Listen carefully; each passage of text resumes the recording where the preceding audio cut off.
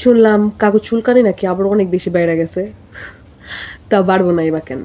মানে তাগো তো income source একটাই, তাই না? এই সোশ্যাল মিডিয়া ছাড়া তো আদারওয়াইজ তাগো কোনো আর সাইড নাই ইনকামের।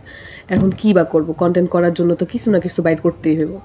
এখন টপিক তো আর নাই, টপিক তো আর পায় না। এখন টপিক হিসেবে কাজের লোক রে আবার বাইছে নিছে।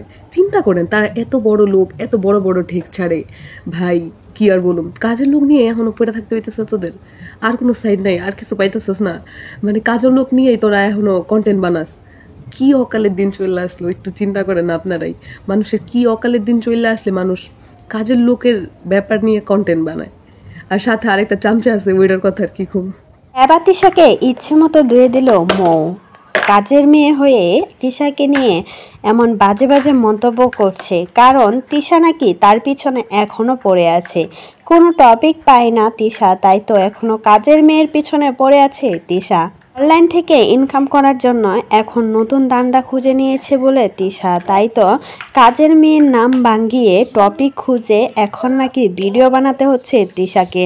তিশা এতটাই নিচে নেমে গেছে যে নিজের বাসার কাজের মেয়েকে নিয়ে এখন টপিক বানাচ্ছে, ইনকাম করছে, এমনটাই কিন্তু বললেন মো। আরও বলেন, আমাকে নিয়ে এখন পড়ে থাকতে হবে, কারণ একটা না একটা টপিক নিয়ে তো অনলাইনে ইনকাম করতে হবে। এটা নাকি কোনো টপিক খুঁজে পাচ্ছে না, তাই তো এখন কাজের মেয়েকে নিয়ে টপিক বানিয়ে এখন ইনকাম করছে অনলাইনে, এমনটাই কিন্তু বললেন মো। এবার রীতিমতো ধুয়ে দিলেন তিশাকে। তিশার বাসার কাজের মেয়ে হয়ে তিশাকে নিয়ে এমন বাজে মন্তব্য করলেন তিশার আচার ব্যবহারের কারণে। তিশা যদি ভালো হতো তাহলে কখনোই কাজের মেয়েও তাকে নিয়ে কথা বলতে সাহস পেত না। যে নাকি তাদের বাসায় কাজ করতো, সেও এখন আঙ্গুল তুলে কথা বলে তিশাকে নিয়ে, কারণ তিশা এই লেভেলেই নেমে গেছে। এখন তো সবাই বলছে তিশা এতটাই নিচে লেভেলে চলে গেছে যে এখন কাজের লোকের নাম ভাঙিয়ে তাকে ইনকাম করে খেতে হবে। এতদিন নাকি আখির নাম ভাঙিয়ে খেয়েছে তিশা, সব কিছুতেই আখির নাম ব্যবহার করেছে, আখিকে কপি করেছে। এখন নাকি কাজের মেয়ে মৌকে ভাঙিয়ে খেতে হবে তিশাকে।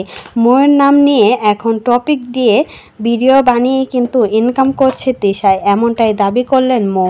সবাই তো এখন তিশাকে রীতিমতো ধুয়ে দিচ্ছে, বলছে এতটাই নিচে লেভেলে চলে গেছেন যে এখন কাজের মেয়ের নাম ভাঙিয়ে ব্যবসা শুরু করেছেন, কারণ আপনিও কাজের মেয়েদের লেভেলে চলে গেছেন। তো এই বিষয়ে যদি কোনো মতামত থাকে অবশ্যই কিন্তু আমাদের কমেন্ট বক্সে জানাবেন।